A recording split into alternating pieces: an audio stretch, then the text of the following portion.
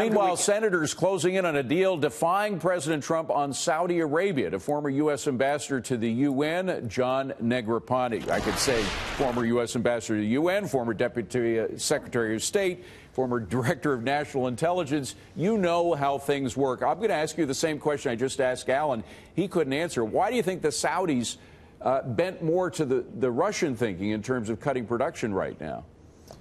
Well, I'm going to guess that part of it has to do with the price. I think price gets too low. They get concerned. They want to see it. They want to bump it up a little bit. I don't think it's going to bump up dramatically high. I mean, I can remember days of oil in the high 80s, 90s, up in the hundreds, or the low hundreds when I was serving in Iraq. So I don't find this too unreasonable. But I think they wanted to get the price up a bit.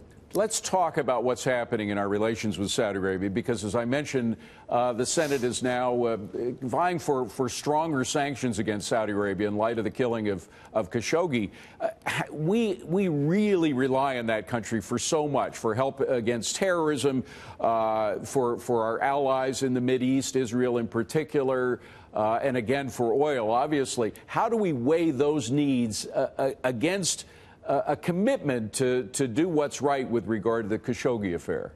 Yeah, well, you're absolutely right. I mean, our relationship with Saudi Arabia is sort of a pillar of our approach to that part of the Middle East, the Gulf states, and so forth.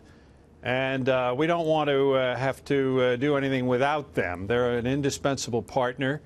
They also work against the hegemonic ambitions of the country of Iran. So whatever we do, by way of some kind of a penalty, and I would agree that the offense, the killing of Mr. Khashoggi, is an egregious offense. Something has to be done, but the trick is to do it in such a way that it doesn't prejudice our efforts to maintain a strong posture in support of Saudi Arabia and against Iran in the Middle East. This is the trick, and I don't know exactly how it's going to be done.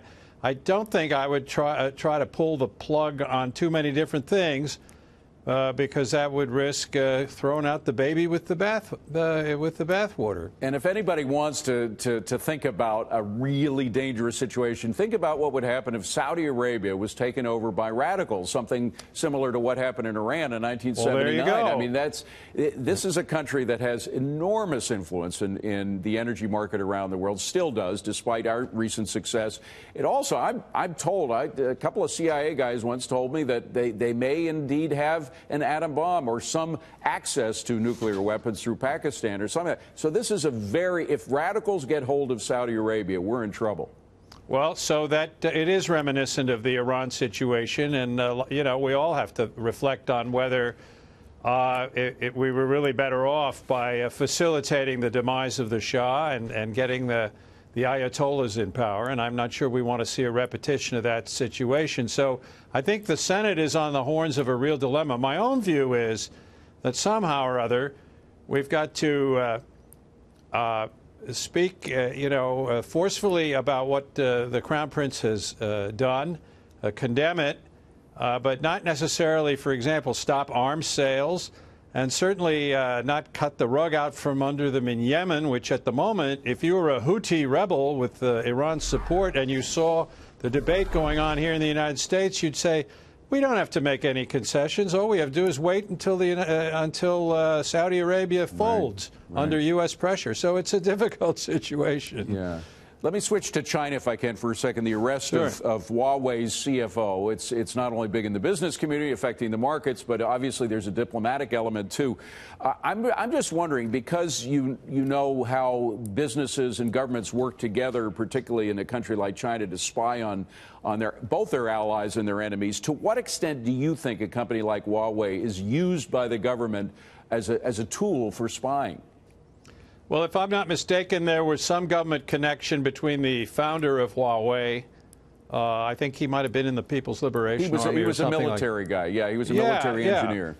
So, and the Chinese government is obviously strong enough, and it's an authoritarian system. So they've got all the leverage they want over Huawei to elicit whatever kind of behavior they wish. But look, we're at a very critical juncture in the U.S.-China economic relationship. It's one of these situations where we have extensive engagement and integration of parts of our economies. We have more than $500 billion worth of trade, and yet we have these situations that are both competitive and sometimes actually adversarial vis-a-vis China. So we got to work on that. I thought that talks between Mr. Trump and Xi Jinping in Buenos Aires were a good step. I'd like to see us get back to the table and see what we can do to elicit from China some kind of package maybe on reducing the trade deficit and maybe setting a framework for dealing with the other issues that we've talked about, like intellectual property and so forth. Ambassador, I got to ask you about a former colleague of mine, Heather Nauert. She is going to be nominated to the post that you once held, ambassador to the United Nations. Do you think she has what it takes to be the ambassador? Well, I think she's got, yeah, I do. And I've been asked this before, and earlier on, a few weeks ago, then the nomination sort of faded in everybody's mind.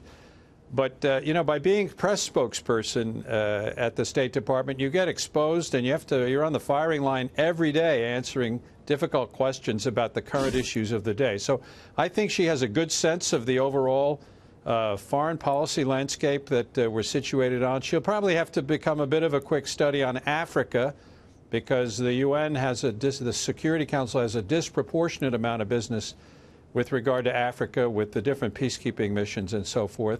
Second thing I'd say is if she's not a cabinet member, I don't know whether she will be a cabinet member or not. I'm not sure that's clear yet.